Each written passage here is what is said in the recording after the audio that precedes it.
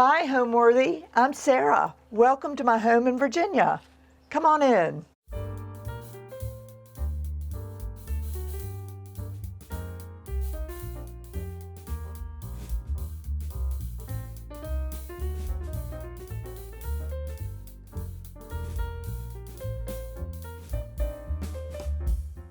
You're watching Homeworthy, where we believe every home has a story. Be sure to visit our website, homeworthy.com, to discover amazing furniture, art, accessories, and more, all handpicked by our editors to help transform your house into a home. All of the items are inspired by the episodes you see here on Homeworthy. Enjoy!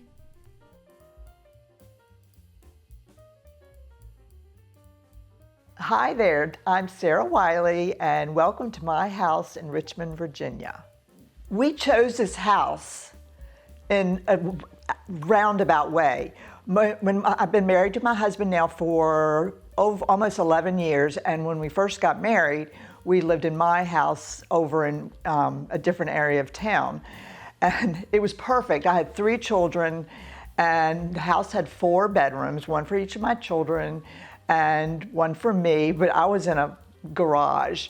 It was a renovated garage, but it had a tiny bathroom and one closet, one of those 6-foot wide closets, and it just was not a good space for a couple. So we were gonna renovate that house, and we looked into doing that. We actually got some plans, and then we thought, well, my stepmother actually said, I think I know a house you all might like. And so we decided to come and look at this house. It had been on the market for quite some time, but we came to the house. It's so nondescript. It's a ranch house, and I'm not a big ranch fan, but nothing architecturally wonderful about the front of it. Not even inside. It was built in 1966. We walked in the house, and it was very attractively decorated. But when we came back to this room that I'm in right now, okay, my husband has 5 sons, and I have 3 children. Not that anybody, that right now they range from 23 to 35. So not everybody doesn't live here. This is definitely a grown-up empty nester house. You could really never have a family in it, although there have been families in it, but you will see it's not perfect for a family. But this room sold us. It is just the happiest room in the house. Welcome to my front hall. It's not very big, but it's a great entryway. I've got this Tebow wallpaper that is relatively new, probably 5 years. But and what significance here, I've got 2 pieces of art by my great-grandfather. This one is it's actually more valuable than most of them because it's a pen and ink, and it's original because it's got pencil marks in the background. But my dad gave that to me. My first husband kind of looked like that, and there's a little inscription on the back of what he said. You know what? I'm going to read it because it's kind of funny. He said, we were married at the time, "This is a drawing by Charles Dana Gibson. Somehow he must have a premonition about the likeness of his youngest grandson's eldest daughter and her husband." And so my dad gave that to me because he's not very charming looking, but the woman certainly is. And this is a oil painting that he did. It's nobody. It's a nobody. He did a lot of nobodies, but they were just models. So we have that now. And this is an interesting little thing. I had a tour here another day, so I really researched this. This is a little gift that a friend gave to my great-grandmother, Irene Langern, and it says, "Irene Langern Gibson from Maddie Clark Williamson." We don't know who that is, but should old acquaintance be forgot? Should old acquaintance be forgot? Danville, Virginia, May 5th, 1922. I was going, what is this? Turns out, I looked it up on the internet, and in 1922, my great aunt, Nancy Astor, came to Danville, which was their family where my great-grandparents had started their family, and so it's the family home. And when they all became famous, anyway, she came to Danville on that date and spoke to 5,000 people. So a friend gave that to her sister, my great-grandmother. Okay, these chairs right here are the host and hostess chairs. And when you see them, you see my dining room, they're missing. I'm having some people over for dinner tonight, and the host and hostess chair are missing. But I'm also going to show you the inspiration for the dancing lamb lady and the sword-holding lamb man. So I get inspiration from everywhere, so I'll show you that in just a minute. I was an interior designer for 28 years, and it was probably 28, it took a while for me to get into what I do now. I have sewn my whole life. My mother got me to take a sewing lesson, and I sewed my own clothes when I was 14. I sewed my children's clothes, I sewed my own clothes, not a whole lot, but I know how to do it. I also needlepoint, and I knit, and I'm very handsy, and I'm also really good figuring things out technically. I actually did photography and had a dark room, so I've always been, all my friends would go to, be on sports, and I was taking art classes. So interior design was great, but it was an easy morph into, well, not really. I started with the monogramming and, the towels, and I started selling them. I would go to the market and buy towels and buy, bathrobes, and I did a little bit of that. Well, it wasn't too long that I said, I hate this.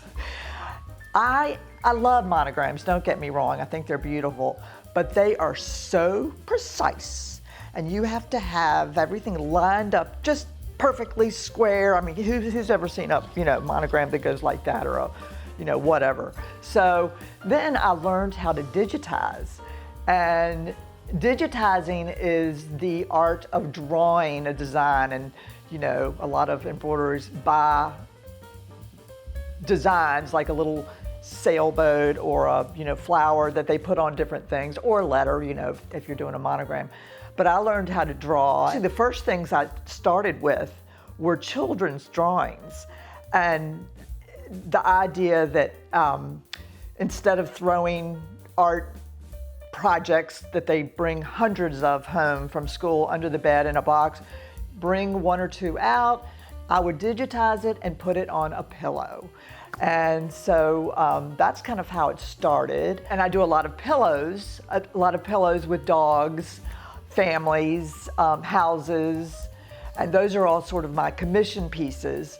But for me, my love is interiors, and I've done rooms, rooms that I find on Instagram. There's also something called the Room Portrait Club, and this woman over in London, England, Sarah Jane Axelby, I believe is her name. She puts out a different picture every week, and artists from all over the place, all over the world, will do that room in their art, which is usually, painted, but I do it in textiles, in fabric. And actually the fabric that I use, it's all interior design fabrics. It's not the ones that you get in craft stores for quilting. It's definitely not quilting.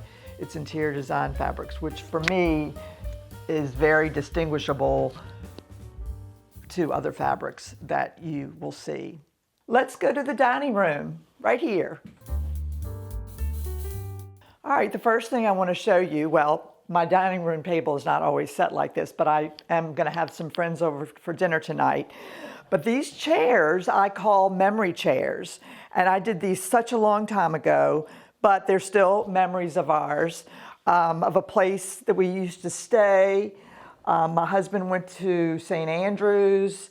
This is our 8 children together at our wedding. So anyway, and then I've got 3 more over there, our dogs, and Chapel Hill. My husband went to Chapel Hill, so it's the old well.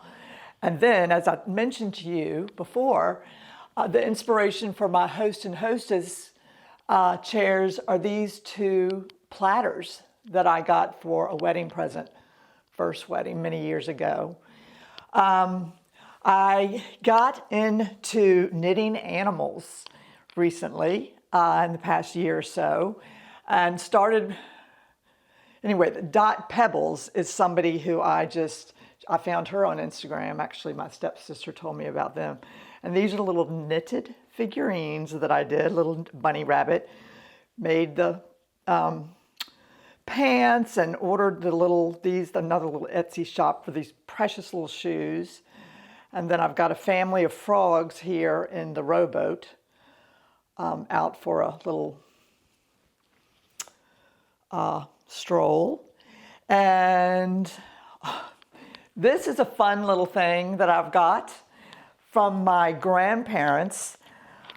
I wonder if you can guess what this is. Open it up, and you can probably guess. It's a men's Beau Brummel. Beau Brummel was a eccentric dandy. They were very fancy back in the day.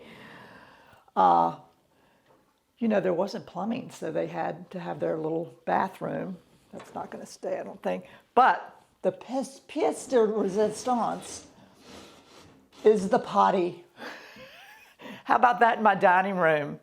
So remember I told you this was the living room and is now the dining room.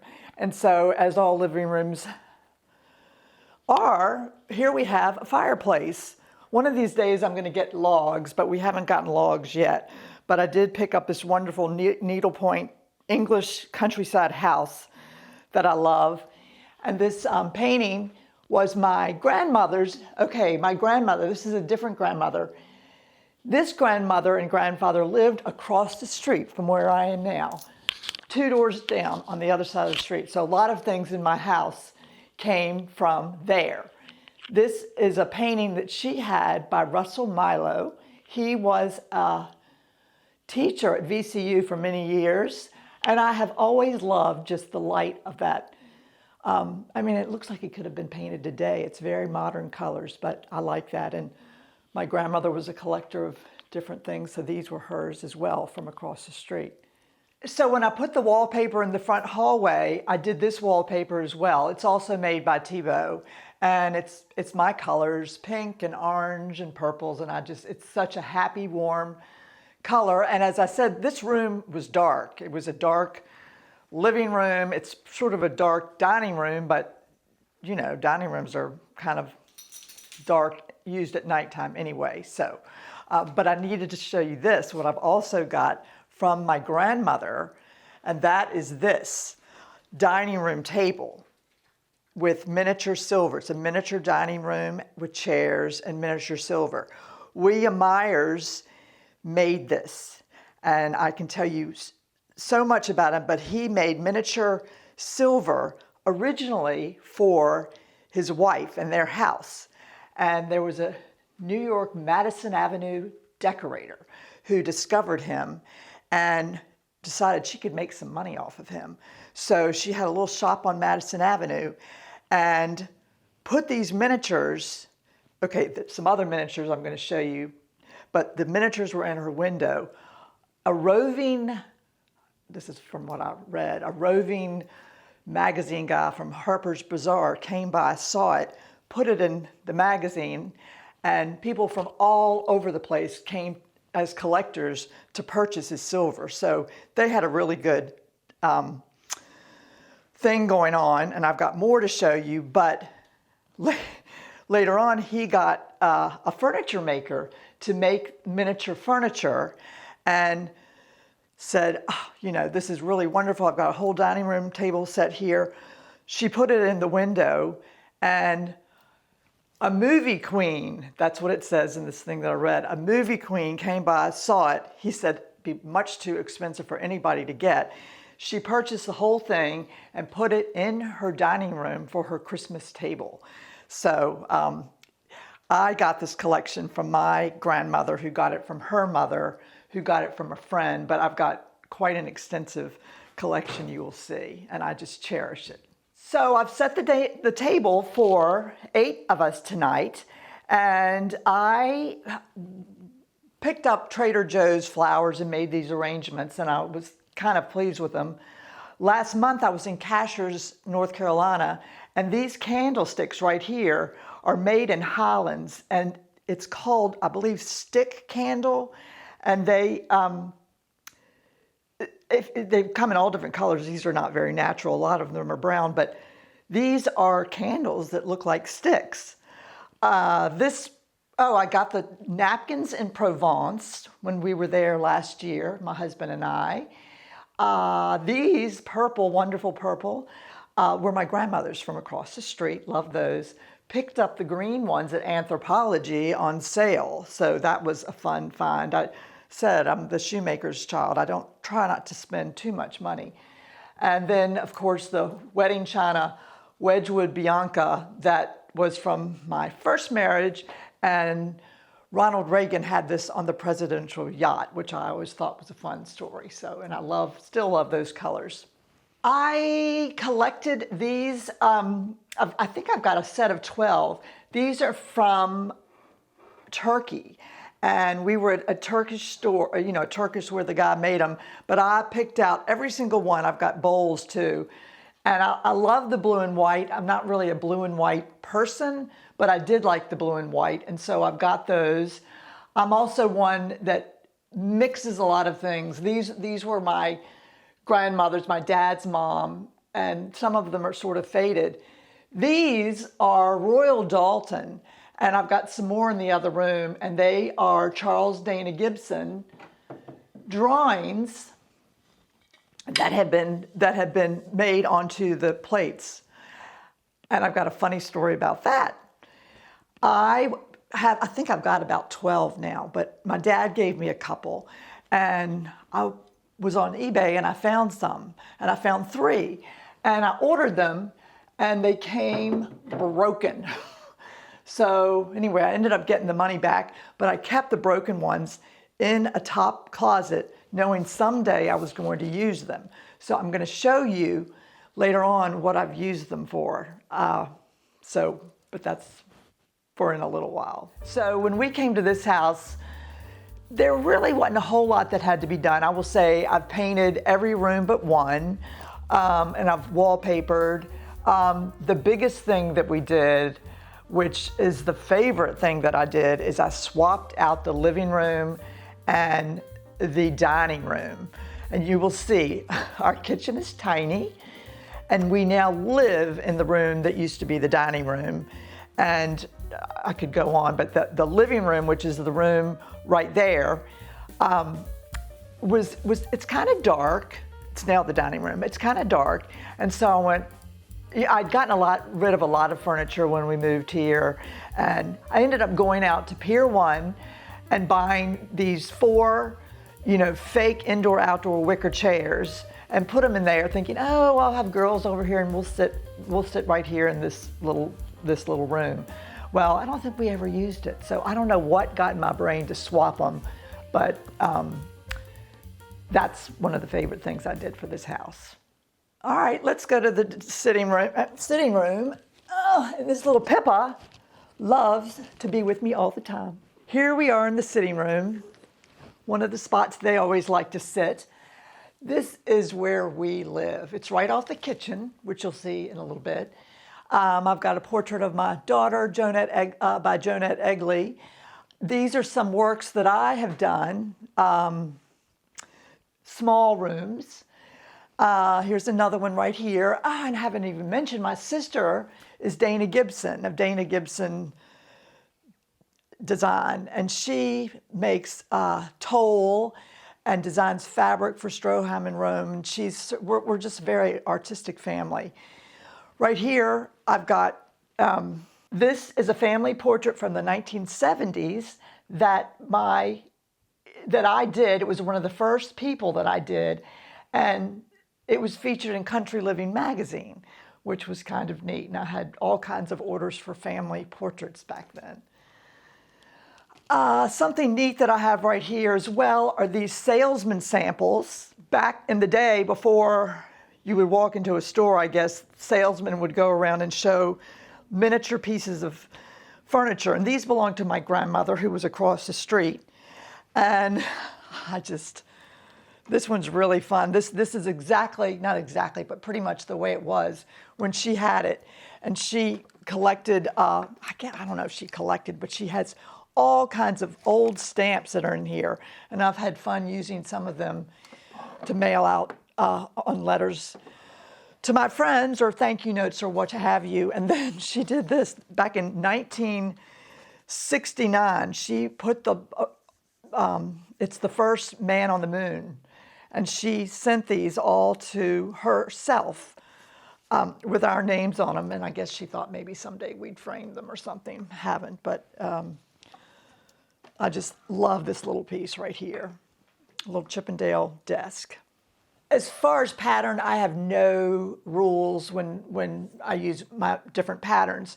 I once had a client, or I've had several clients that didn't want to use a pattern with an Oriole rug, which I was actually able to talk them out of it, because why can't you put lots of pattern with an Oriole rug? And I will say with my art, I might just use a design and completely redecorate it as I place the fabrics. So that's funny. I did recently get, these are old grain sacks, and I made them into pillows, which has been nice and comfortable, because this is the room that we sit in all the time and watch television, drink a glass of wine, have a cup of coffee in the morning. Just a favorite cozy little room that we have. Another inherited piece from my grandmother was this pine desk. Nothing fancy. She had it in a room she called Alice's room, which was sort of a catch-all room. But I loved all the little nooks and crannies, and it's even got a little hidden area up here. And I love displaying miniatures. I'm obviously into miniatures. I think you've probably noticed that. These little silver army guys, she had 4 of them, and I actually have my brothers and my 2 sisters have one. So just lots of little knickknacks, but they're better than knickknacks, I think. I mean, look at this little silver windmill.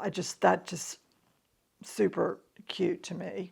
So over here we have this corner cupboard that I got. This was my mom and dad's, and I recently inherited that. And I've got more of the Gibson girl plates, or Charles Dana Gibson illustrations, more of my grandmother's little roosters. Down here I've got some of my sisters. She doesn't do these anymore, but they are just wonderful little ceramic figurines, so whimsical and fun. Little dog, a cow, and a lady. And these recent collections by a artist here in Richmond that I just adored. Her name was Susan Gund, but they're little miniature people and fish and things inside these boxes. This is a needlepoint piece that my grandmother started and I finished. But what was so funny is she had done different colors right here, and it didn't matter. I mean, again, pattern, I don't have a problem with pattern. Not exactly the way it was supposed to be, but we finished it, and I've had that for a long time. So my great-grandfather on my dad's side was Charles Dana Gibson, and you either know him or you don't. But he was an illustrator at the turn of the century, and he did pen and inks. And he did pen and inks. He lived in New York, and he actually met my great-grandmother. Okay, I got to go back to my great-grandmother, Irene Langer, and she's one of 5 sisters, 2 brothers. The 5 sisters were really, really rock and roll cool people for back then. But she was supposedly got 62 proposals of marriage. She was the last Southern belle in Virginia. So that's really was kind of cool. Anyway, I think she met my great-grandfather at the Patriarch's Ball in New York. I'm not quite sure, but she was a debutante or whatever, went to all these places, and I can't remember the exact story or exact wording, but my great-grandfather said to his daughter, his name was Shirley Langer, said, "Oh, what are you doing with that poster painter?" Anyway, Charles Dana Gibson was a famous illustrator, and he illustrated for Life magazine and a bunch of other mostly New York magazines, which of course those were the magazines that went all over the country and world at the time. And at one point he owned Life magazine, but I've got some neat family pieces that have been passed down, and my dad's given me things. But this is something that's really cool. Okay, the Gibson girl is who he's known for. And people would say that my great-grandmother was a Gibson girl, where actually he had started drawing these women 2 years before he even met my great-grandmother. But these women, I mean, you talk about now, you know, women's lib and all that stuff. These women, back with their hoop skirts, the turn of the century, they were the it girl. My great-grandmother was part of starting the Little Boys and Girls Club. She helped start that, and it's still going today. I mean, they did such wonderful things for this country and this world. You know, a lot of them lived in England. But anyway, it's a pretty cool family history.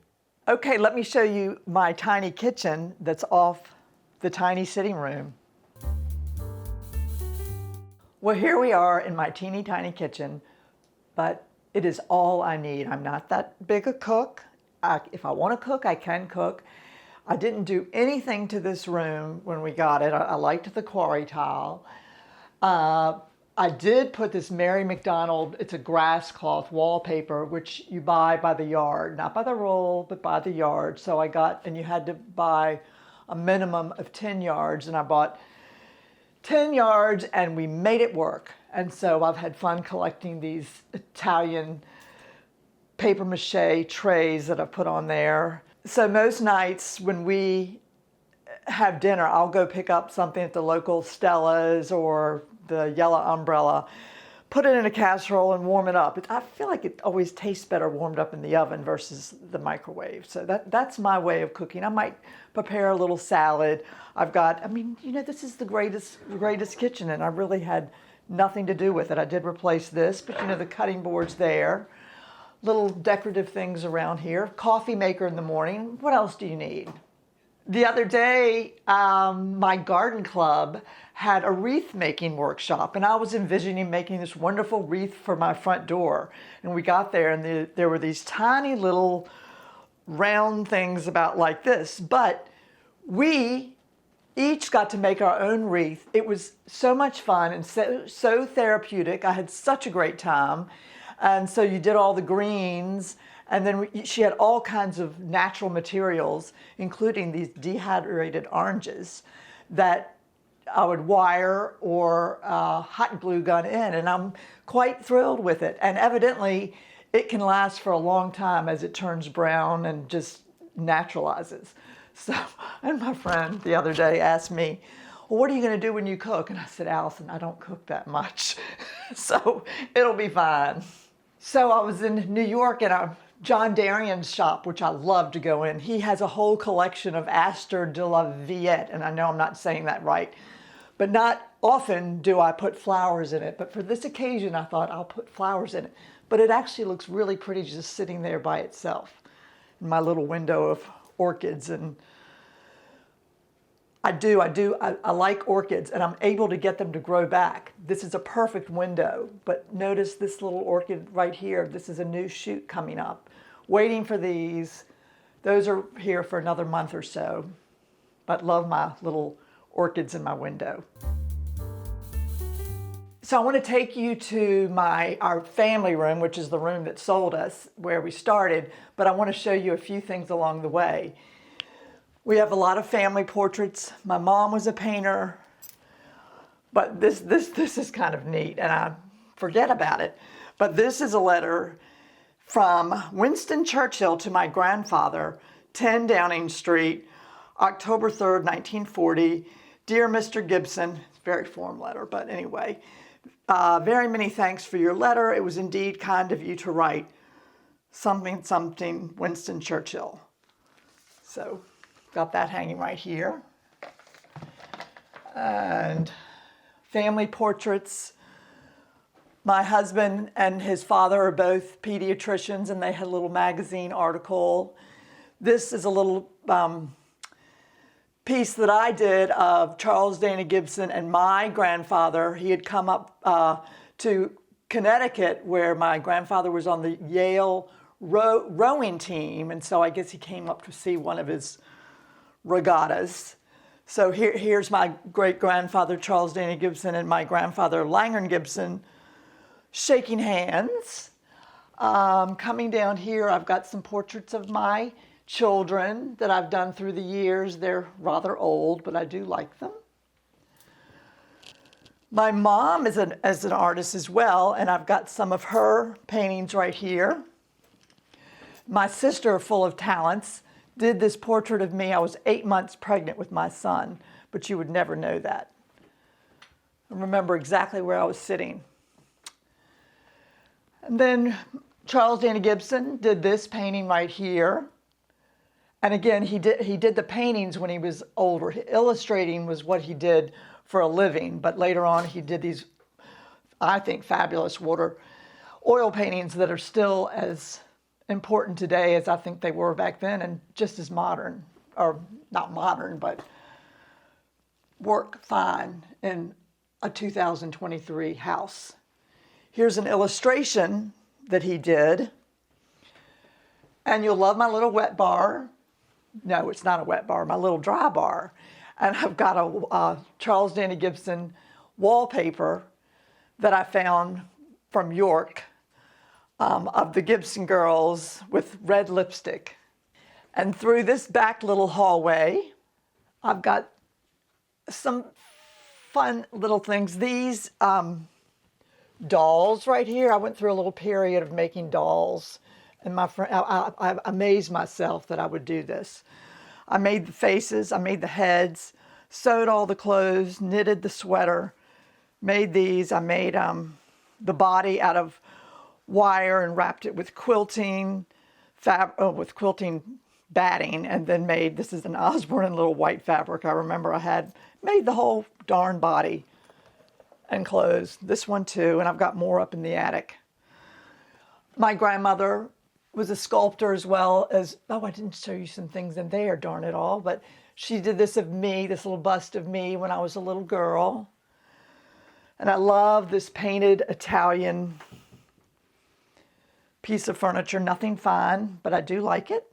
Right here, I've got some of my pillows that I've done. I think I told you I've done families, and I did 2 of these right here. This is me with my 3 children.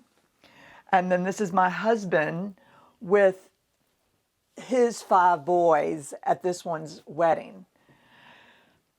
This is a dog that we used to have that another dog has chewed it up. This is kind of neat. This is like the very first or second thing I did. This was a letter to my grandmother. She went to St. Catherine's School, which is up the way.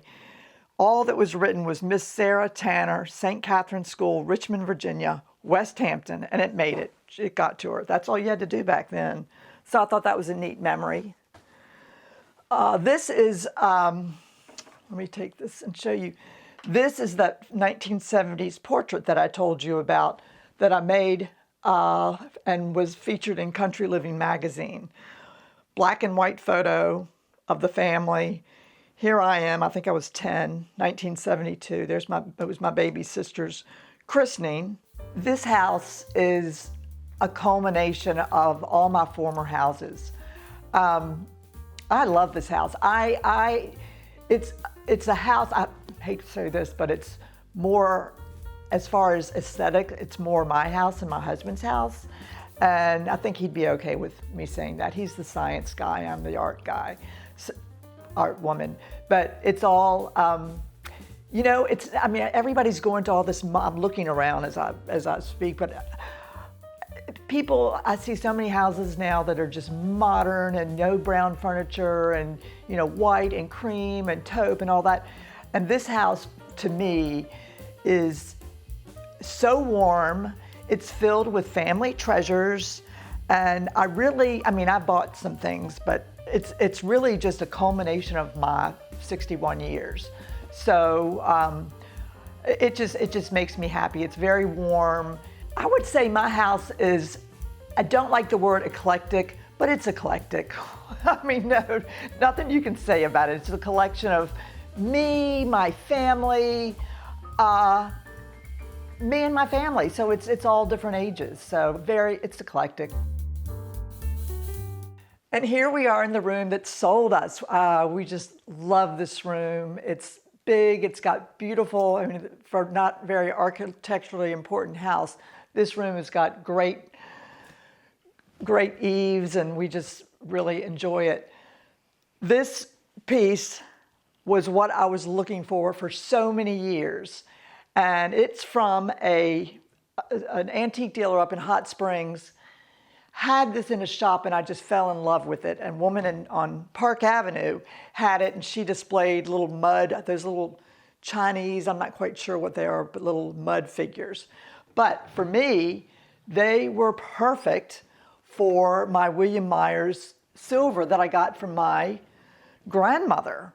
So this is just a wonderful display of that, along with her. My grandmother was a silver smith. She made things and little pieces of art that she did, along with a few silver oatmeal bowls. But this china is just, I hope you can look at it really closely, or I'll show you closely, possibly in a little bit. Little miniature forks, knives, and spoons. So this was just a perfect piece of furniture to display my silver. So that's that. I just recently wanted to get a bowl to put orchids in for this center of the room. It's just the room where we hang out. And I went and looked for the perfect bowl to put orchids in. And instead I found this terracotta boar from an antique dealer, and I just fell in love with it. So it did need a little softening, so I put the orchids around it. The orchids are in little baby cups, little silver baby cups that I snagged out of my container, which I thought was perfect. Again, softening the terracotta. Now this is also pretty interesting. 2 houses ago, we lived in a house that we started with 1,500 square feet, and we added 2,500 square feet, and we had a great room like this. And the two sofas were in that room with actually the 2 chairs that are behind us.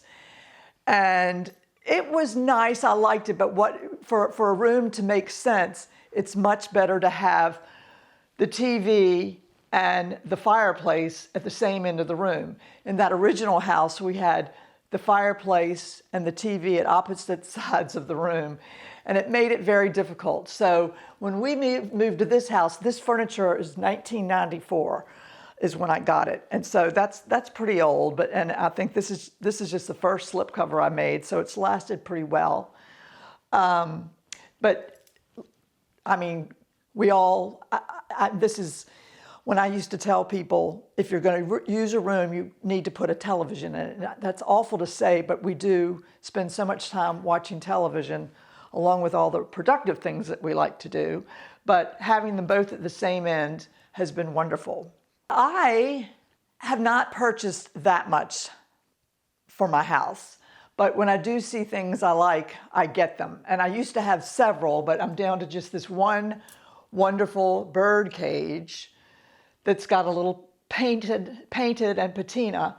And the bust next to that, my grandmother made, and that was down in her studio at her house across the street.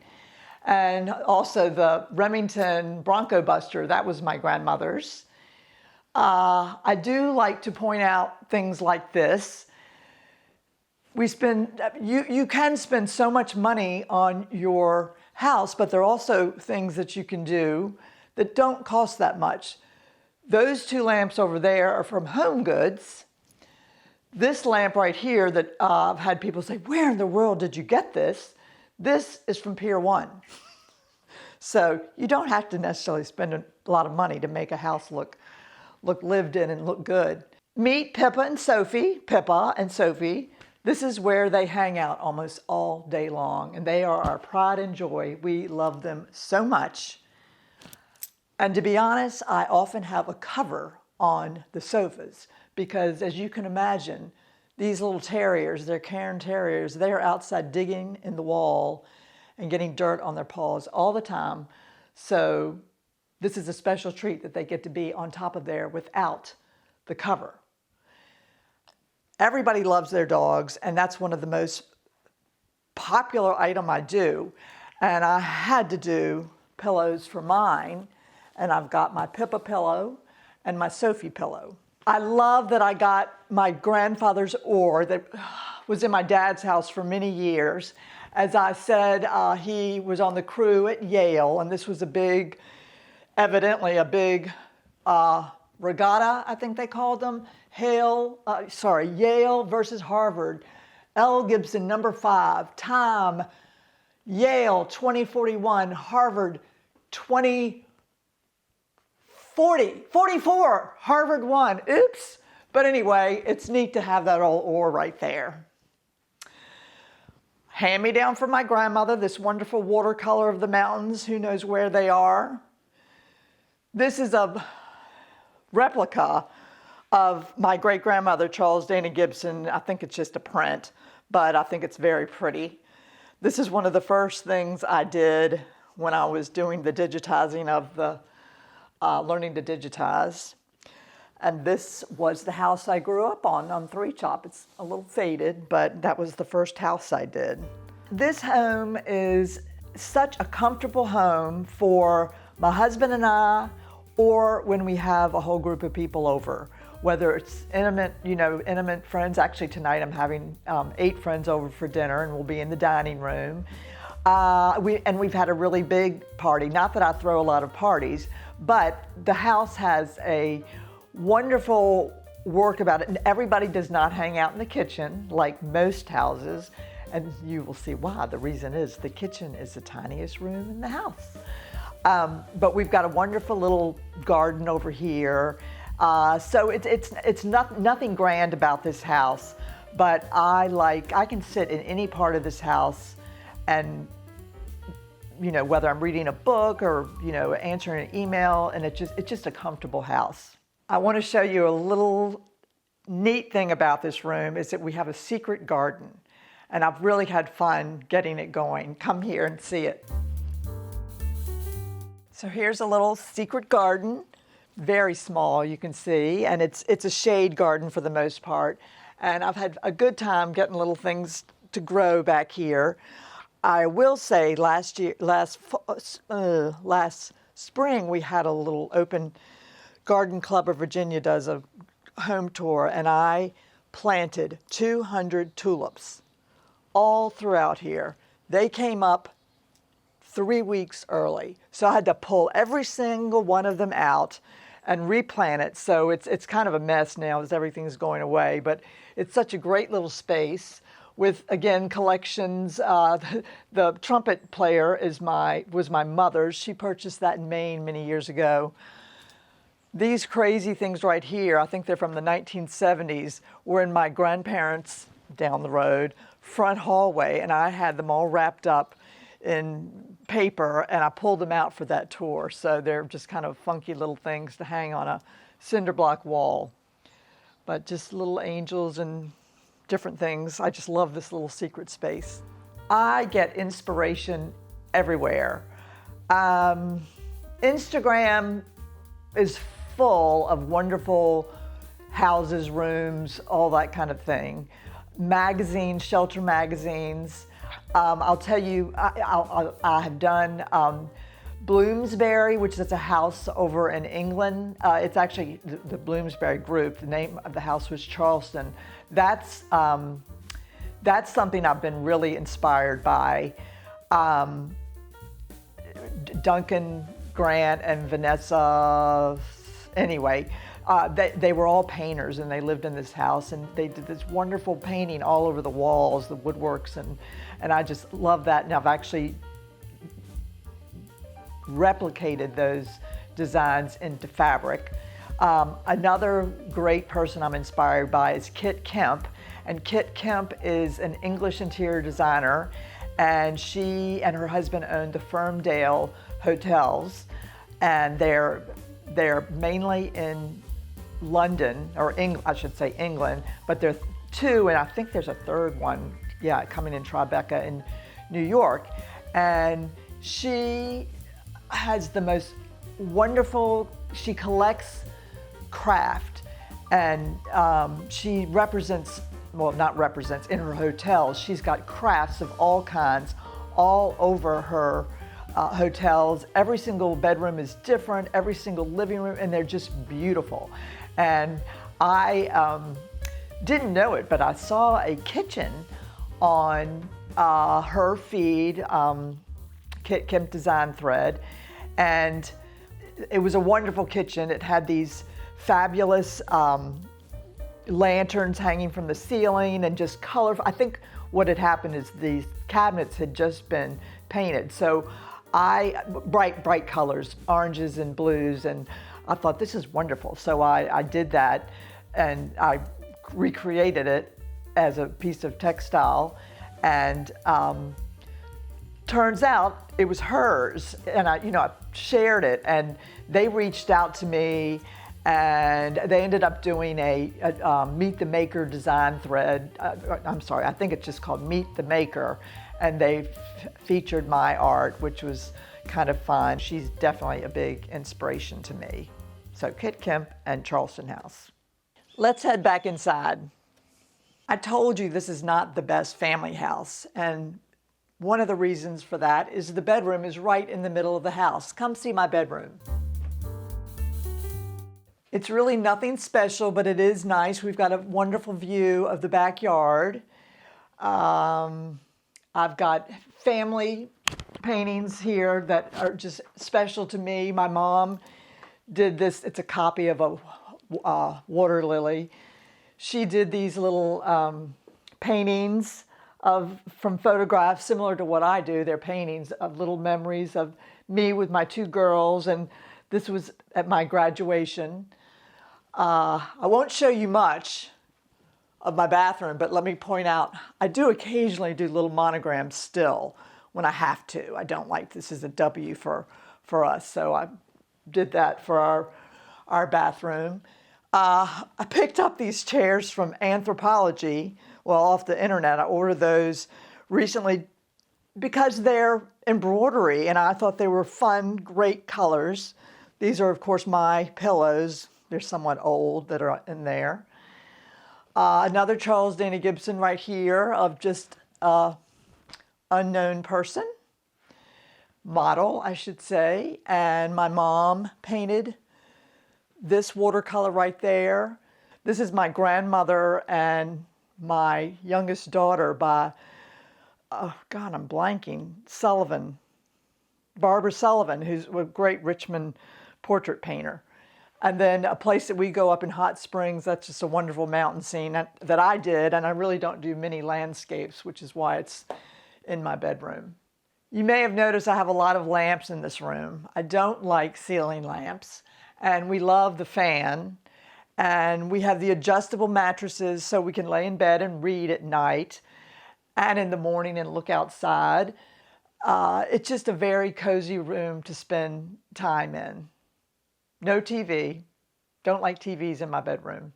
For me, a house has a soul when it's your own house. When you can look at any part of the house and see something that is yours and your family. I mean, obviously you can go out to any furniture store and purchase comfortable furniture, and that's, I mean, you got to do that, but you got to personalize it with your own things.